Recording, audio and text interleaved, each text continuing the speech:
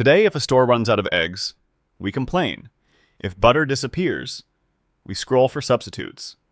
But during World War II, there was no scrolling and no replacements on the shelf. Imports collapsed. Factories shifted to war production. Entire countries faced years without sugar, oil, or flour. And yet, families kept eating, not by finding alternatives, but by inventing them. They boiled turnips to replace butter. They whipped chickpea brine into meringue. They turned potato skins into flour and carrots into candy. Every meal was a compromise, not for taste, but survival. These swaps didn't just stretch food, they replaced it. And in many cases, they worked better than what they stood in for. They weren't trendy. They weren't optional. They were the difference between an empty plate and another day alive. Would your kitchen survive on substitutions alone? Subscribe and rediscover the recipes built to outlast war. Number 1. Barley for rice. When rice shipments stopped, no one panicked. They pivoted, because in wartime Europe, rice was a luxury few could afford and even fewer could find. What came instead was barley. Hulled barley, often overlooked before the war, became a core survival grain across Britain, Poland, and occupied France. It was cheap, local, and remarkably filling. Families used it in stews, porridge, and even shaped it into cold patties for later meals. Barley didn't need imported supply chains. It grew in cooler climates and didn't spoil easily. And most importantly, it stretched. A small handful expanded into a dense, calorie-rich meal. Cooks soaked it overnight, boiled it until tender, and reused the water for broth. Its nutty flavor and chewy texture made it ideal for replacing rice in nearly every dish. Barley pudding replaced rice pudding. Stuffed cabbage was filled with barley instead of white rice. Soups were thickened not with flour, but with boiled barley grains. It lacked the softness and speed of rice. But what it offered instead was stamina. It held up longer in storage, digested slower, and provided warmth through long winter nights. Barley didn't pretend to be rice. It became something else entirely. The grain that didn't vanish when borders closed. Even soldiers carried it. German and Soviet field rations often included dried barley groats because they could survive transport, moisture, and rough handling. Its only weakness was time. Barley took longer to cook, needed more water, and required soaking for best results. In cities where fuel was scarce, that was a challenge, but those with fire and patience made it last. It wasn't a trend. It was a replacement born from need, and it fed millions. Would you recognize it in your pantry, or walk right past it? Hit like if this ancient grain deserves a place on modern shelves. Number 2, beet sugar for white sugar. When imported cane sugar became a wartime casualty, sweetness didn't vanish. It was dug from the ground. Across Europe, civilians turned to sugar beets, not the kind for slicing in salads. These were dense, rough, and grown specifically for one purpose: extraction. Families who had never planted a root crop before now cultivated rows of beets behind homes, in schoolyards, and in fields once used for flowers. The process was slow, but effective. Beets were washed, peeled, chopped, and boiled in water until soft. The resulting pulp was squeezed, often through cloth, sometimes by hand. That juice, cloudy and thick, was then simmered for hours. What remained was a dark, sweet syrup that mimicked molasses in texture and cane sugar in taste. It didn't pour easily, it didn't crystallize, but it sweetened tea, flavored bread, and gave mothers a way to keep morale from collapsing along with calories. Children called it earth honey. Adults used it in everything, from cakes and porridges to medicinal syrups for sore throats. Some even bottled it, storing it in cellars beside pickled cabbage and dried peas. Governments encouraged beet sugar production through pamphlets and demonstrations. In Germany and Eastern Europe, Entire campaigns were launched to teach civilians how to process beets at home, but it wasn't without struggle. The boiling process consumed fuel. Beets were heavy, took months to grow, and required space most urban families didn't have. And without proper straining, the syrup spoiled quickly. Still, it worked. And unlike cane sugar, it didn't depend on ships crossing oceans. It was sweetness grown under siege. Today, sugar beets are processed industrially. But once, they were harvested by hand, not for flavor, but for survival. Would you know how to make sugar if the truck stopped arriving? Tap subscribe and recover the skills buried just beneath the surface. Number 3. Potato peel flour. When wheat ran out and white flour became a distant memory, civilians didn't stop baking.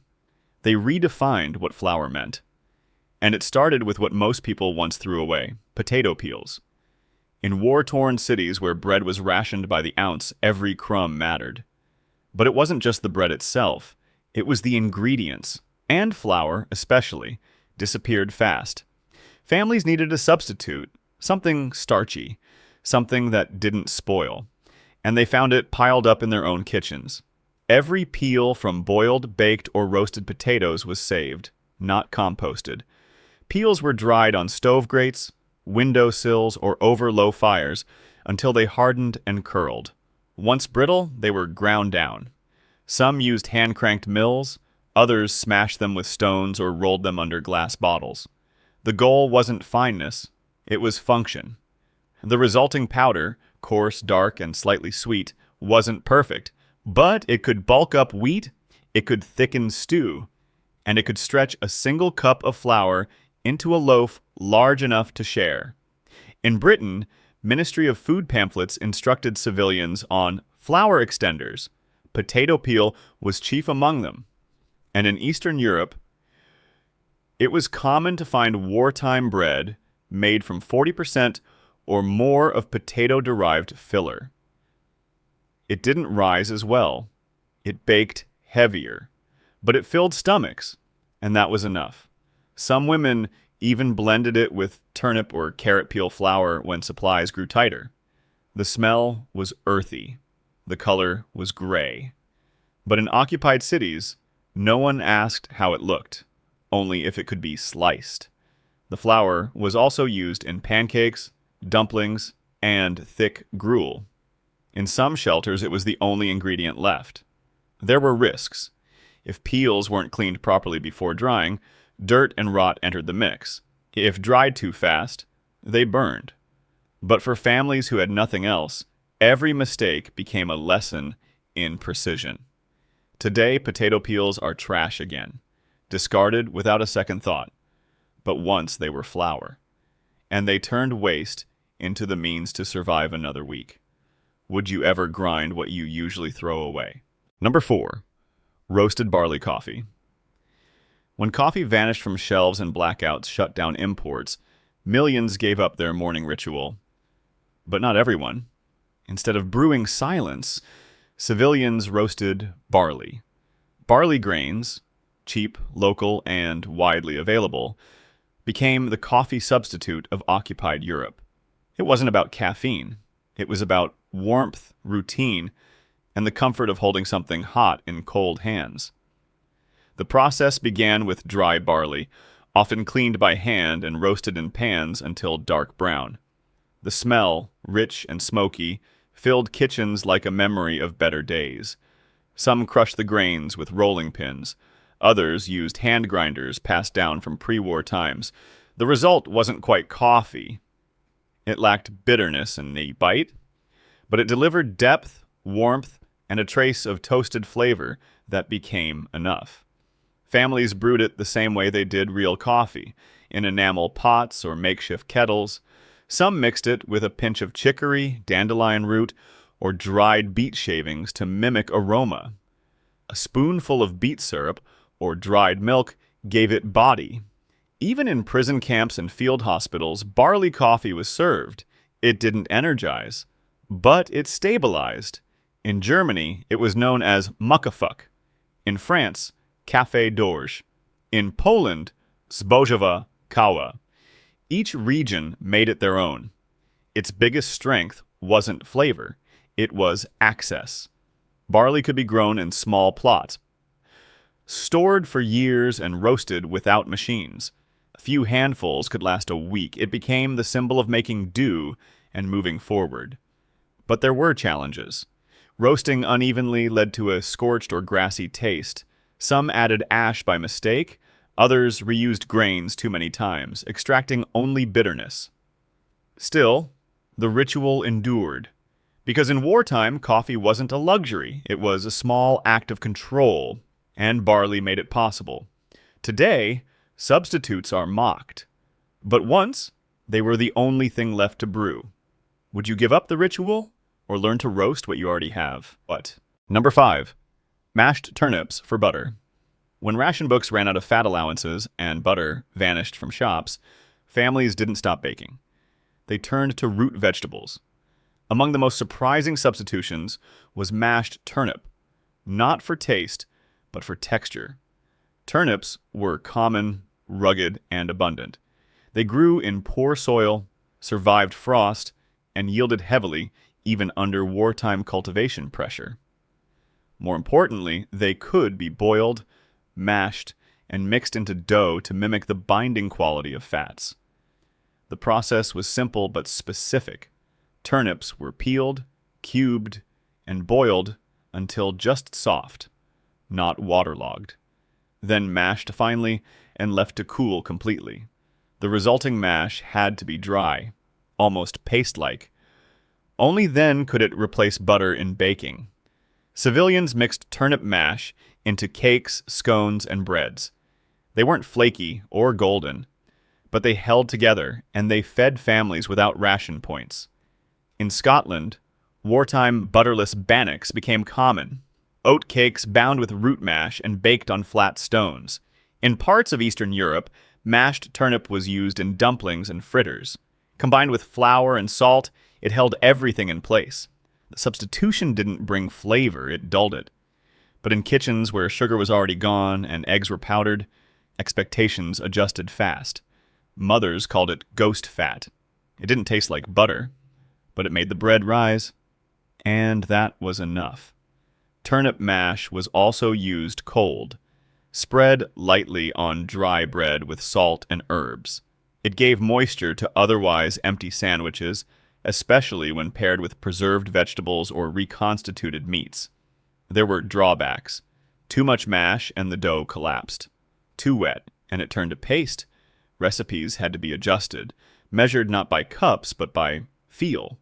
Still, the result was structure, and in wartime baking, structure mattered more than flavor. What mattered was the ability to hold together under heat, under pressure, under shortage. Today, we chase butter substitutes for health. Once they were hunted for survival. Because when the fridge is empty and the shelves are bare, it's not about richness. It's about what still works. Would you mash roots or wait for butter that may never come? Number 6. Dried carrot sweets. When sugar disappeared and candy became a distant memory, sweetness didn't vanish. It shrank, dried, and came from the ground. Carrots, with their natural sugars, became a wartime solution to a problem no ration book could fix. Children still needed something sweet.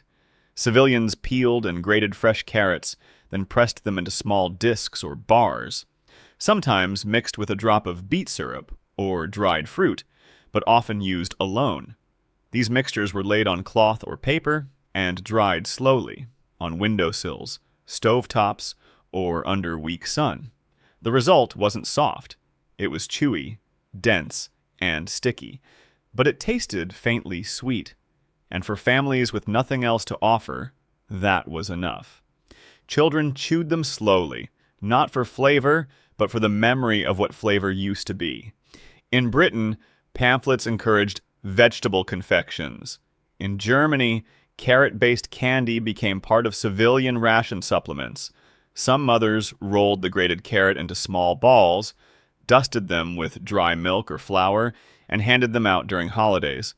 Others packed them into lunch tins wrapped in wax paper. The sweets weren't luxurious. but they gave morale where meals couldn't. And they delivered nutrients at a time when fruit, sugar, and vitamins were scarce. Carrot sweets stored well, too. Once dried, they lasted weeks, longer in dry climates, even longer in cellars. They didn't melt, didn't spoil, and didn't attract pests if stored in jars. But they weren't perfect, too thick, and they rotted during drying. Too thin, and they crumbled before they could be eaten. The balance had to be learned and remembered. Still, they filled a critical role, a moment of normalcy in a world full of absence. Today, we throw carrots into blenders. Once they were dessert, because in war, sweetness doesn't come from luxury, it comes from effort, dried, packed, and made to last. Number 7. Chickpea water. When eggs vanished from kitchens, rationed, expensive, or redirected to troops, civilians had to get creative. One of the most unlikely solutions came not from the egg aisle, but from a cooking pot. Chickpeas were already common. Canned or dried, they offered protein in bulk in meatless meals. But it was the water, the leftover brine from boiling or storing chickpeas, that changed everything. Thick, pale, and slightly slippery, this liquid was saved, chilled, and whipped. To most, it seemed impossible, but with time and a strong whisk, it foamed, rising like beaten egg whites. Mothers used it in cakes, biscuits, and puddings. It held air, it bound batter, it made dew when chickens couldn't. The earliest mentions came quietly, shared in letters, overheard in market queues, or published in underground homemaking newsletters. What seemed like waste became substitution, and what felt like defeat turned into ingenuity. In many homes, the water was poured off, cooled overnight, and whipped in ceramic bowls. No electric mixers, no recipes, just memory and repetition. Results varied. Sometimes it collapsed, sometimes it held. But when it worked, it brought life back to recipes long abandoned. This wasn't widespread at first. It required access to beans and the patience to experiment. But by the end of the war, households from France to Poland had learned the method. It wasn't about flavor, it had none. But it offered structure, the missing piece in war-weary kitchens. Today, chefs call it aquafaba. Back then, it had no name. It was simply survival. Because when eggs are gone and shelves are bare, you don't look for perfection. You look for what holds the cake together. Would you throw away the water or remember what it can become? Number 8. Vinegar and baking soda for yeast.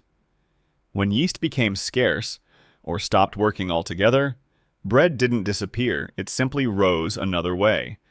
Civilians found an answer not in the bakery but in chemistry. A spoon of baking soda, a splash of vinegar. Together, they replaced the lift that yeast once gave. This wasn't about perfection. It was about pressure and how to create it. The science was simple. Sodium bicarbonate reacts with acid. The result? Carbon dioxide bubbles. Those bubbles expand dough, not as slowly or evenly as yeast, but fast enough to bake bread when time and supplies ran out. The technique spread across rationed kitchens in Britain, the Soviet Union, and parts of occupied Europe. It became common in emergency loaf recipes, those that skipped fermentation altogether. Families mixed flour with a pinch of salt, added soda, then quickly stirred in warm water with a capful of vinegar or lemon juice. The dough puffed slightly. It baked dense but edible, enough to feed, not impress. Speed was critical. Once vinegar hit the soda, the clock started. Dough had to be shaped and baked within minutes before the gas escaped. There were no long rises, no warm-proofing cupboards, just knead, shape, and into the oven. Or straight onto a hot stone slab. Flavor was mild, texture tight. But in a war zone, that didn't matter. What mattered was that the bread could be sliced. This method became especially vital in shelters, field kitchens, and households that couldn't store yeast for long. It was used for biscuits, soda breads, dumplings, anything that needed rise without time or fermentation. Today, we see it in recipes and call it convenience. Back then, it was adaptation under stress. Because when fermentation fails, survival doesn't. It rises anyway, even if just enough. Would you remember the ratio, or wait for yeast that never returns? Number 9. Bone broth for cooking oil. When cooking oil disappeared from shelves and ration books came up dry, civilians didn't stop frying. They turned to bones, not for meat, but for fat, because when nothing else remained, bone broth became both base and fuel. Every butchered animal was stripped to its skeleton, and every skeleton was boiled. Bones, even the smallest scraps, were simmered for hours. Marrow melted out. Fat floated to the top. Once cooled, that fat hardened, forming a soft white cap over the liquid. Families skimmed it carefully, stored it in jars or tins, and used it exactly as they once used oil, for frying onions, greasing pans, crisping potatoes, and making biscuits that no longer had butter. This wasn't luxury. It was extraction. The broth itself didn't go to waste either. It became soup, rich, dark, filled with trace minerals, a base for lentils, barley, or dry vegetables that had no flavor left on their own. But the fat, that was gold. Bone fat, when cleaned and stored properly, could last days without refrigeration. It wasn't neutral.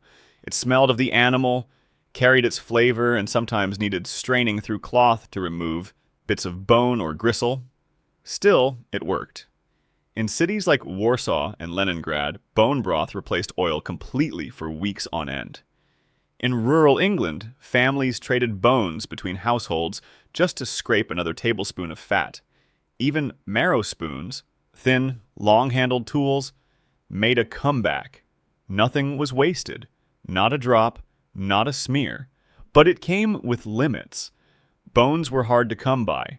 Meat was already scarce, and overboiled broth could turn bitter or gelatinous if not watched closely. Yet those who learned the method had one advantage: a hot pan when others had none. Today, we discard bones without thought. Back then, they were a second harvest.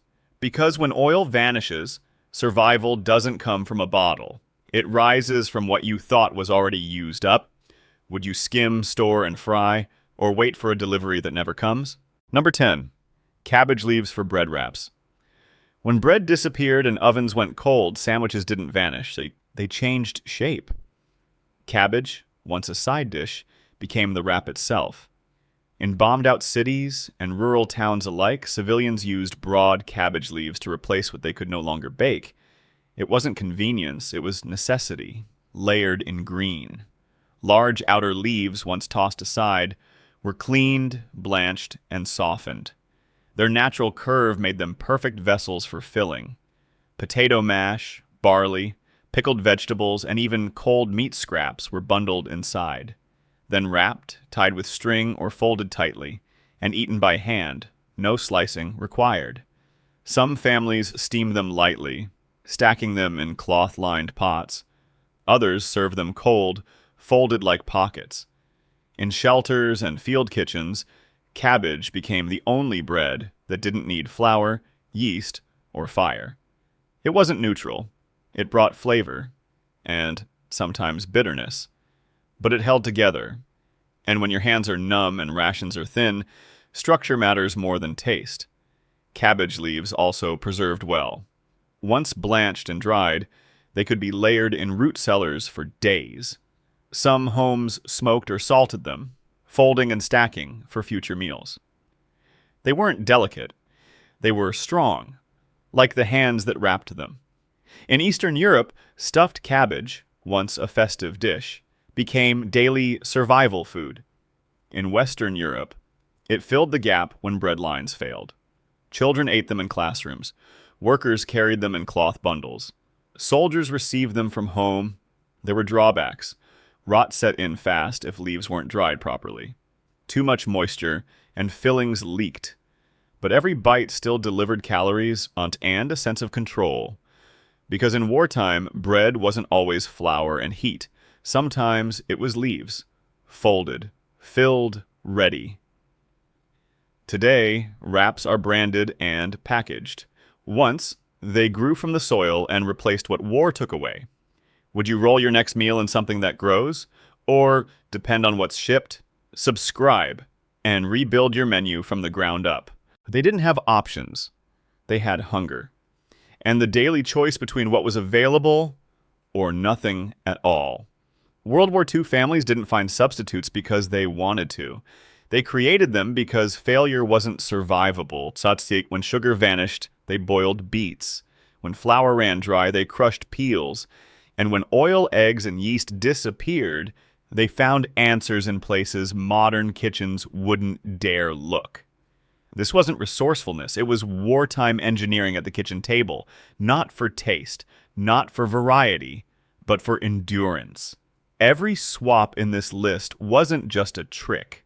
It was a test of patience, of precision, of how long something could hold together when everything else was falling apart. Today, we treat substitution as an inconvenience. Back then, it was the only reason food reached the plate. And the deeper lesson remains. If you can't adapt in the kitchen, you won't last long when the system breaks.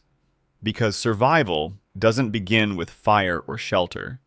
It begins with knowing what to reach for when the things you depend on are gone. These swaps still work. And those who remember them won't be caught waiting when shelves go bare again. If you've listened this far, you already know why it matters. Subscribe now, not to be entertained, but to rebuild the knowledge that once kept families alive.